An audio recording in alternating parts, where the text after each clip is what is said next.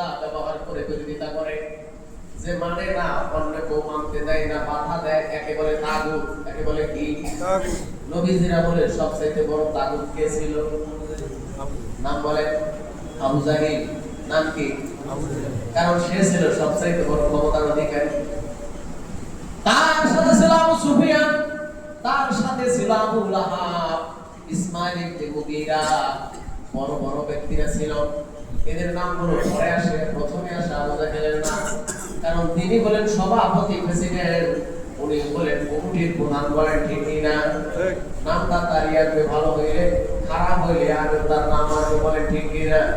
ভাই আমার, আবু জাহেল ষড়যন্ত্র করলাম বিশ্ব নবীকে। এবার যদি আমরা জেলখানা থেকে রাখতে পারলাম না, ইসলাম প্রচার যদি বন্ধ করতে হয়, তাহলে তাকে হত্যা করে ফেলতে হবে। কি করতে হবে? নাউজুবিল্লাহ বলবেন না? রাজ দরবারের ভিতরে নবীকে হত্যা করার ষড়যন্ত্র করে। কেউ কেউ বলে সে তো কাউকে হত্যা করে নাই, যে তাকে হত্যা করতে হবে, কিন্তু মারার মামলার কোনো আসামি না। আল্লাহু আকবার। এরপরে আরেকজনে বললেন সে মারার মামলার আসামি না হলে তাকে তো মারার করা যাবে। সেই জামানায় রাষ্ট্রে আইন ছিল মারার কামার আসামি ছাড়া তাকে ফাঁসি দেওয়া যাবে না। বলল যে মারার মামলার আসামি বানাইতে হবে। কি করতে হবে?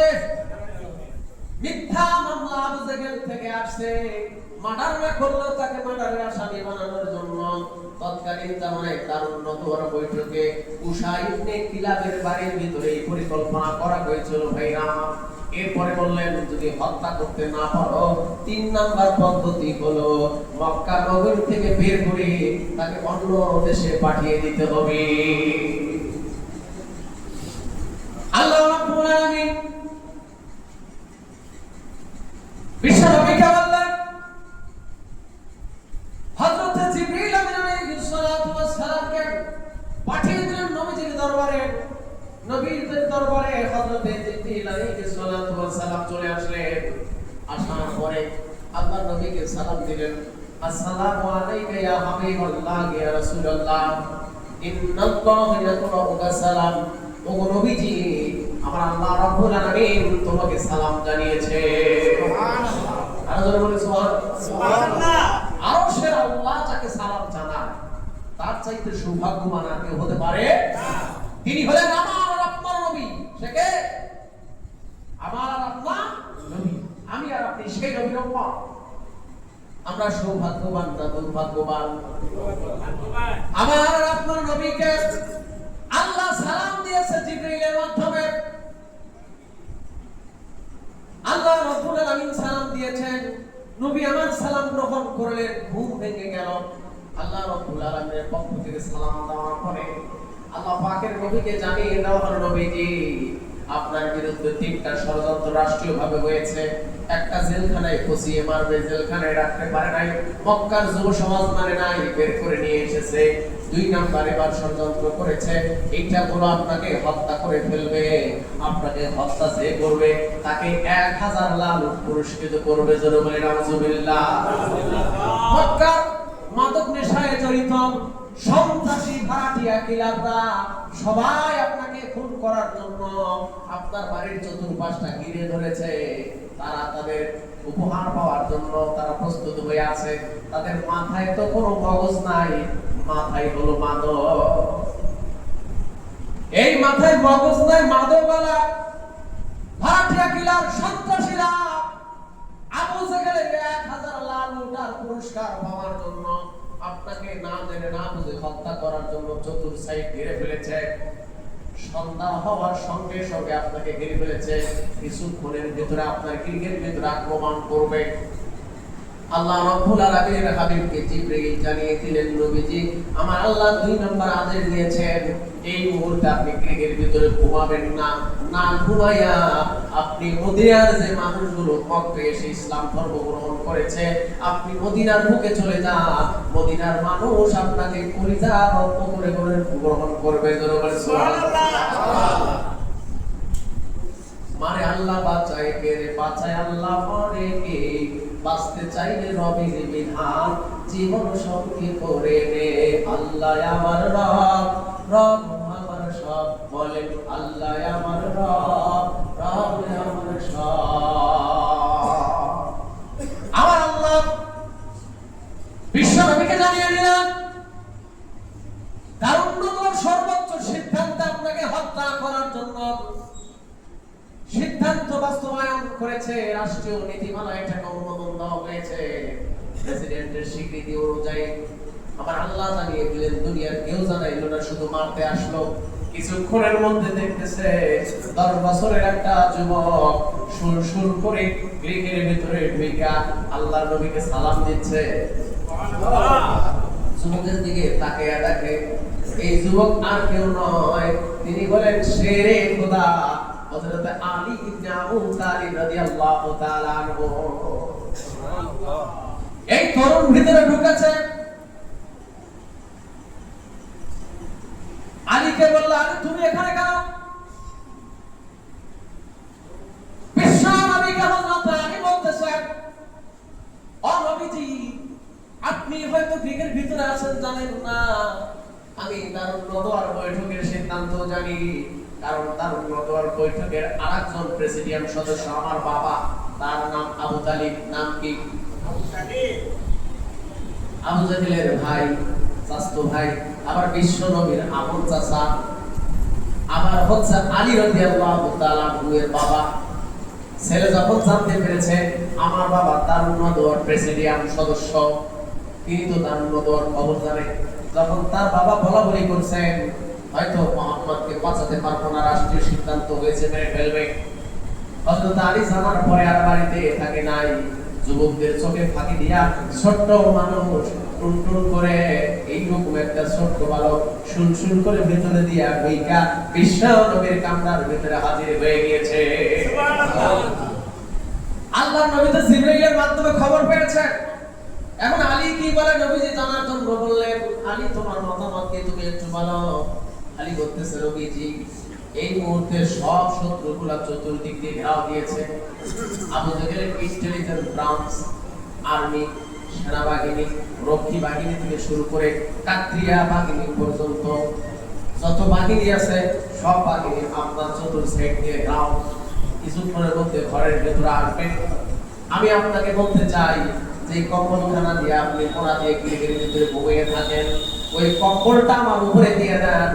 আমি আপনার বিছানায় শুয়ে থাকি, তারা যখন বাগির থেকে দেখবে ওই বিছানায় কেউ না কেউ শুয়ে আছে, ওরা মনে করবে আপনি শুয়ে আছেন। এতক্ষণ পর্যন্ত আপনার পিছনে ওরা আর ধাওয়া করবে না, ওরা আমার এই গৃহের ভিতরে দিয়ে থাকবে, আমিও ভিতরে শুয়ে থাকবো। আর যতক্ষণ পর্যন্ত তারা আমাকে নিয়ে ব্যস্ত হয়ে থাকবে আপনাকে মনে করে, ততক্ষণের মধ্যে আপনি মক্কা ছেড়ে মদিনার দিকে চলে যাবেন। বিশ্বলে আলীর দিকে তাকালে, আলী রে তোমার বছর তো 10 থেকে 11 বছর বয়স, এই জ্ঞান তোমাকে কে দিল? আলী ভাই আল্লাহ। কে দিল? আল্লাহ। আরো জোরে আল্লাহ। জোরে বলো না আল্লাহ। হযরত আলীকে 10 বছর বয়সে আল্লাহ পাক জ্ঞান দিয়ে দিল। ও বুদ্ধিজীবী আলী, তুমি চলে যাও, তুমি শেরে খোদা, তুমি বিশ্ব পরোয়ান, আমার আল্লাহ রাব্বুল আলামিনের পরোয়ান। দুনিয়ার কোন বীর বাহাদুর তোমাকে পছন্দ করতে পারবে না। ছোটবেলা থেকে আমার আল্লাহ তোমাকে পছন্দ করেছে। হযরত আলী ইবনে আবু তালিব বলতেছেন, নবীজি আপনার বিছানায় আমাকে শোয়ায় দেন, কম্বলখানা আমার উপরে থাকবে। এবং তো অবস্থায় বিশ্ব নবী পার হয়ে যখন চলে যাবেন, সামনের দিকে দেখেন গোয়েন্দা বাহিনী তলোয়ার নিয়ে বিভিন্ন ভাবে সন্ত্রাসী বাহিনী আনাগোনা করতেছে। হযরত জিবরাইল বিশ্ব নবীকে পরামর্শ দিলেন, ওগো নবীজি আপনার উপরে যে কোরআন নাযিল হয়েছে, এই কোরআন এমন একটা কোরআন যে কোরআন হলো পৃথিবীর সর্বশ্রেষ্ঠ মুজিজার কিতাব। জোরে বলে সুবহানাল্লাহ। হযরত ঈসাকে আল্লাহ লাঠি দিয়েছিলেন, মৃত মানুষকে লাঠি দিয়ে বাড়ি দিলে জীবিত হয়ে যেত। সুবহানাল্লাহ। হযরত মুসাকে আল্লাহ লাঠি মুজিজা দিয়েছিলেন, লাঠিটা ছেড়ে দিলে সাপ হয়ে যেত, আবার ধরে ফেললে সাপটা আবার লাঠি হয়ে যেত। সুবহানাল্লাহ। এইভাবে আল্লাহ পাক মুজিজা দিয়েছিলেন। তেমনি ভাবে আল্লাহ রাব্বুল আলামিন শ্রেষ্ঠ যুগের শ্রেষ্ঠ নবী আপনাকে বানাইয়া দিয়া সর্বশ্রেষ্ঠ মুজিজা দান করেছেন আল্লাহর কোরআন। এই কোরআন দিয়ে এক মুষ্টি মাটির মধ্যে আপনি ফুৎকার করেন, ফুঁক দিয়া সামনের দিকে ছিটিয়ে দেন, সমস্ত কাফিরদের সন্ত্রাসীদের চোখের মধ্যে একটা ধুলাই মলিন সৃষ্টি হয়ে যাবে।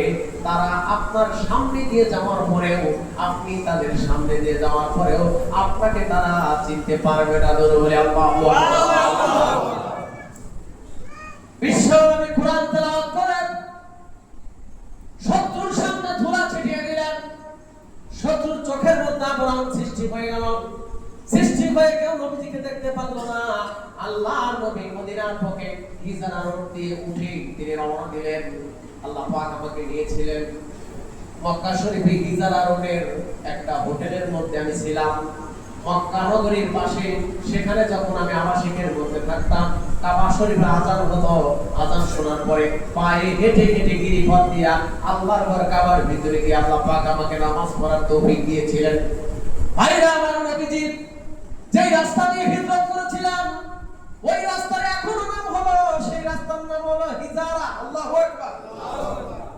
নবী যেই রাস্তা দিয়ে হিজরত করেছেন, ওই রাস্তার নাম এখনো হিজরা, ওই এলাকার নাম হিজরা। নবীজির হিজরতের রাস্তা, হিজরতের এলাকা, হিজরতের জায়গা আল্লাহ পাক আমাকে চোখ দিয়ে দেখিয়েছেন। ওইখানে থেকে থেকে আল্লাহর ঘর কাবার ভিতরে গিয়ে 5 ওয়াক্ত নামাজের চেষ্টা করেছিলাম।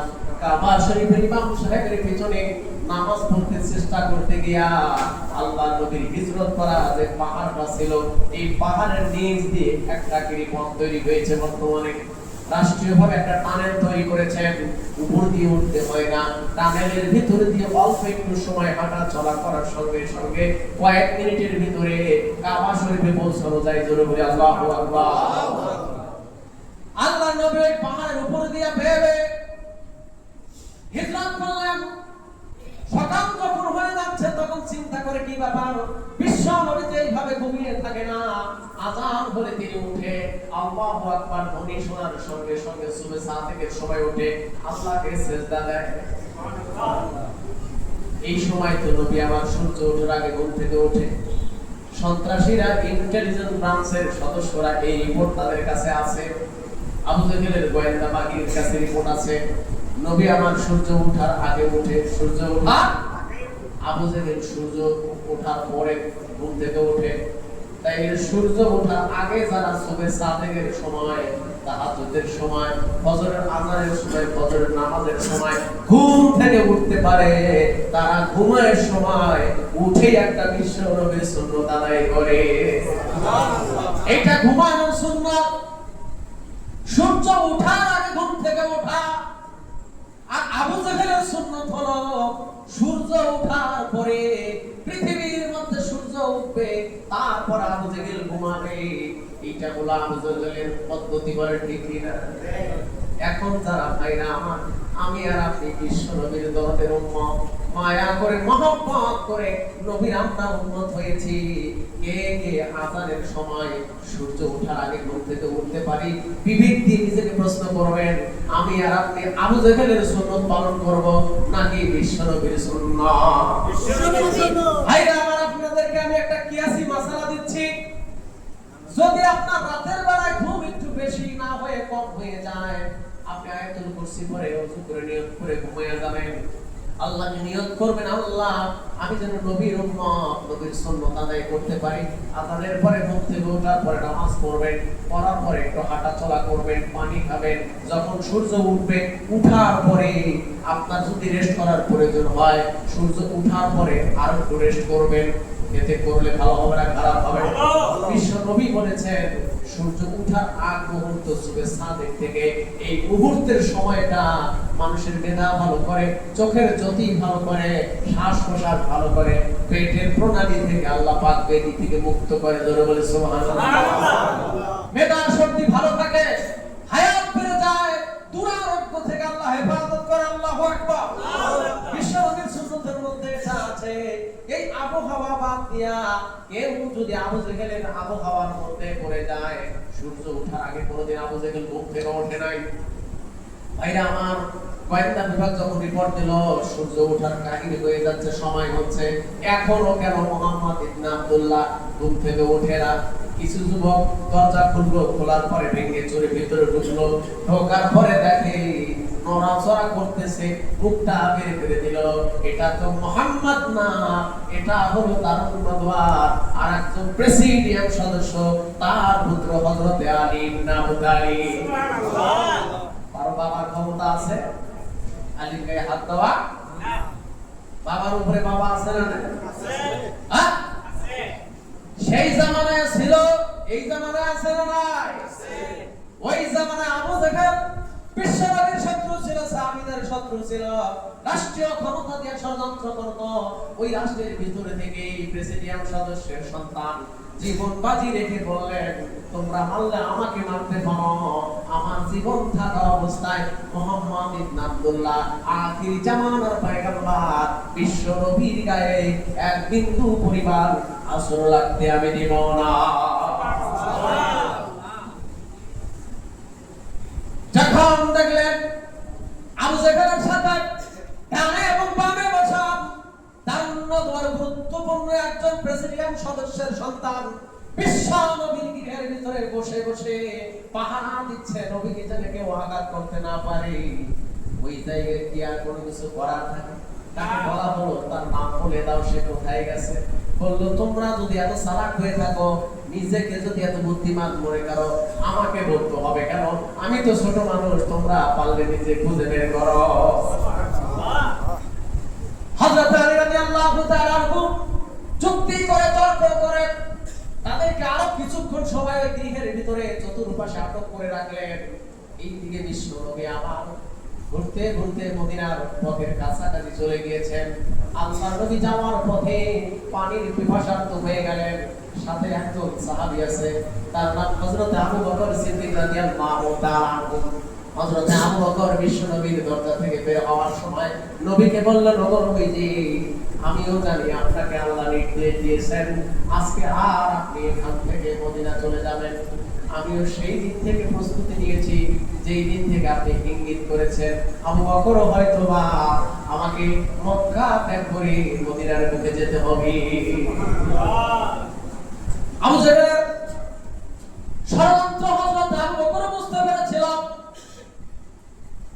হযরত আবু বকর সিদ্দিক রাদিয়াল্লাহু তাআলা আনহু বাড়ির পাশ দিয়ে নবী আমার শব্দ করার আগে ছোট্ট করে যখন করাঘাত করলেন, শব্দ করলেন না, ডাক দেওয়ার মতো আওয়াজ করলেন না, হযরত আবু বকর লাব্বাইক বললেন, লাব্বাইক ইয়া হাবিবাল্লাহ, ইয়া রাসূলুল্লাহ, ওগো নবীজি, ওগো আল্লাহর রাসূল, আল্লাহর প্রিয় দোস্ত, আমি উপস্থিত। আল্লাহু আকবার, আল্লাহু আকবার। কেমন প্রেজেন্টেশন দেখেন, কেমন ভক্ত আর কেমন মুরিদ, কেমন শিক্ষক আর কেমন ছাত্র, কেমন নেতা আর কেমন জনতা। আল্লাহু আকবার, আল্লাহু আকবার। আর বর্তমানে আমরা এমন জনতা, এমন নেতা, এমন জনতা, নেতাও পালায়, নেতার সাথে জনগণ পালায়, বলে ঠিক না? ঠিক। আল্লাহর নবী এমন নেতা আর এমন জনতা, জনতারা বলে, নবীজি আপনি যদি মরেন আমরাও মরব, আর আমাদের জীবন থাকা পর্যন্ত আপনার জীবন কখনো যেতে পারবে না।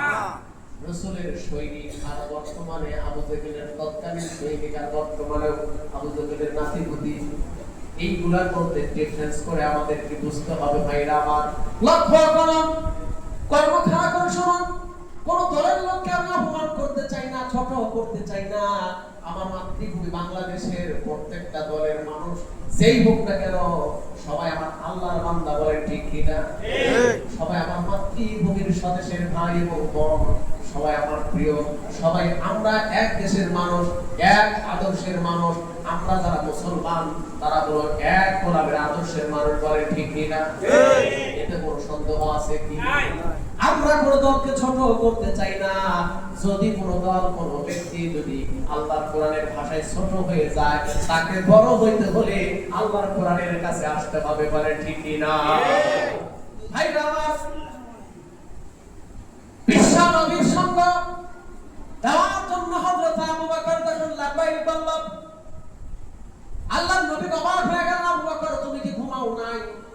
বিশ্ব নবীকে আবু বকর বললেন, নবীজি যেই দিন থেকে আপনি ইঙ্গিত করেছেন, ওই দিন থেকে আমি রাতের বেলায় আমার ঘুমকে হারাম করে দিয়েছি। আমি চিন্তা করেছি নবী আমাকে ডাক দিয়ে যদি কিছুক্ষণ দাঁড়িয়ে থাকে না, শত্রুরা যদি এর মধ্যে হামলা করে, আল্লাহর নবী যদি ডেকে ডেকে আমার জন্য অস্থির হয়ে যায়, তাহলে আমি আল্লাহর কাঠ করার মধ্যে জবাব দিতে পারবো না। রাসূলুল্লাহর এত বড় বন্ধু ছিল হযরত আবু বকর, বললেন সেই দিন থেকে আমি আর বিছানায় পিঠ লাগাই নাই। আবু বকরের কন্যা হযরত আসমা বিনতে আবু বকর রাদিয়াল্লাহু তাআলা আনহা, হযরত আসমা পাহারা দিত খাদ্য নিয়া। বিশ্বনবীর বন্ধুর কন্যা মা আসমা খাবার নিয়ে উপস্থিত ছিল। আমার বাবা যখন বিশ্বনবীর সাথে যাবে তখন আমি খাবারের টুকরাটা দিয়ে দিব, পানিটা দিয়ে দিব। যেমন বাবা তেমন মেয়ে, বলে আল্লাহু আকবার। যেমন বাবা তেমন বেটি, বলে ঠিক না? তুমি সুদ খাইয়া ঘুষ খাইয়া জনগণের মান চুরি করে লম্পটি বাটপারি করে যদি সন্তান জন্ম দাও, তুমিও যেমন মুহারাম, তোমার সন্তানও মুহারাম হবে, বলে ঠিক না? তুমি যেমন মন্দারু গামদারু পান্দারুদেরকে মদ খাওয়ায়া গাঁজা খাওয়ায়া দলের মিছিল দেওয়ার জন্য কেডার বাহিনী বানায়া নিজেকে নেতা দাবি করো, একদিন দেখবা তোমার ছেলের মেয়ে সবাই মদ খাবে গাঁজা খাবে, নইলে তোমার মেয়েকে তুমি ফ্রিজে রাখো আর যেখানেই রাখো মাদকখোর সারা জামাই খুঁজে পাবে না, বলে ঠিক না? হযরত আবু বকর যেমন তার কন্যাও তেমন। বাপ কা বেটি হ্যায়, বাপ কা বেটি হ্যায়, সিপাही का घोड़ा है, हमारा मोहम्मद का उम्मत है। আমরা বিশ্ব নবীর উম্মত, আল্লাহ নবী যেমন আমরা তেমন, বলে ঠিক না? আল্লাহ নবী রাস্তা দিয়ে যখন পানি জমালেন, ভাইরা আমার গিরিপথ দিয়ে চলতেছেন, চলতে গিয়ে নবীজির পানি ফুরিয়ে গেল, খাদ্য ফুরিয়ে গেল। পাহাড়ি রাস্তা দিয়ে হেঁটে হেঁটে নবী আমার যাচ্ছিলেন মদিনার বুকে। অদূর প্রান্তরে একটা বাড়ি দেখতেছেন, রাস্তার পাশে একটি বাড়ি দেখা যাচ্ছে, মনে হচ্ছে ওখানে কেউ থাকে। আল্লাহর নবী ওই বাড়িতে গেলেন, যাওয়ার পরে সালাম দিলেন। সালাম দেওয়ার পরে কিছুক্ষণের মধ্যে একটা মহিলা মানুষের কণ্ঠ ভেসে উঠল। এই মহিলা মানুষ যখন সালাম শুনলেন, তেনার বুঝতে কোনো বাকি নাই আল্লাহর নবীর সিফতি আদর্শ এই মানুষের সাথে বাড়িতে গেলে দেখা হলেও সালাম দিবে, না দেখা হলেও কি দিবে? সালাম দিবে। তিনি জানিয়ে দিলেন সবাইকে যে এইখানে একজন মানুষ আসছে, কে আসছে। চুপ করে কেউ কারো বাড়িতে ঢুকা যাবে না, কেউ কারো বাড়িতে গেলে ঢোকার আগে সালাম দিতে হবে। নবীর সুন্নাত। কার সুন্নাত? নবীর সুন্নাত। দেখবেন সালাম দেয় না চোর, কে দেয় না? পাটপার দেয় না, নেশাখোর দেয় না। যারা বাড়িতে আমার আর আপনার মা বোনকে অনিরাপদ করবে, তারা বাড়িতে ঢোকার সময় সালাম দেয় না, বলে ঠিক কি না? বিশ্বনবী সালাম দিলেন, একজন মহিলার কণ্ঠের আওয়াজ শোনা গেল। কণ্ঠের আওয়াজ শোনার পরে এই মহিলা গৃহের ভিতর থেকে যখন বের হয়ে আসলেন, আসার পরে তিনি বুঝতে পারলেন আমার স্বামী যার কথা গল্প করতো ওই রকম একটা আদর্শের মানুষের গ্রাম পাওয়া যাচ্ছে। এনার মুখ থেকে সালামের বাণী আসবে, আসসালামু কালামু আসহাবুল জান্নাহ। সালামটা হচ্ছে জান্নাতের একটা বাক্য, জোরে বলে সুবহানাল্লাহ। সুবহানাল্লাহ। আল্লাহ পাক নিজে সালাম দিবেন জান্নাতীদেরকে। সূরা ইয়াসিনের মধ্যে আল্লাহ পাক বললেন, সালামুন কাওলাম মির রাব্বির রহিম।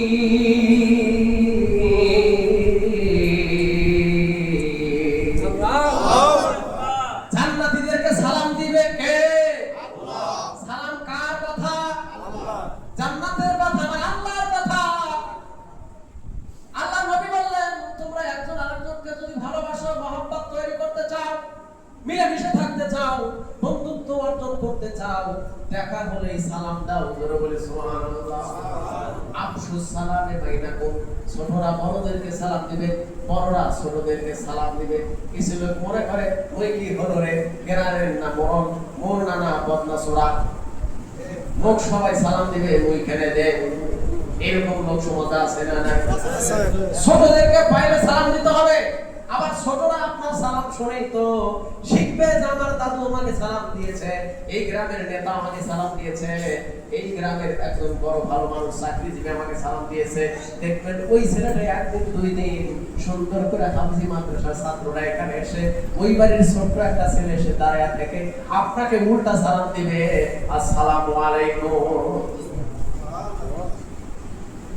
এসো গল্প বলি ওগো প্রিয় নবীজির, শ্রেষ্ঠ মানুষ যিনি ধরণীর। ছোটদের দেখে তিনি মিষ্টি হেসে সালাম দিতেন তিনি আরো বেশি।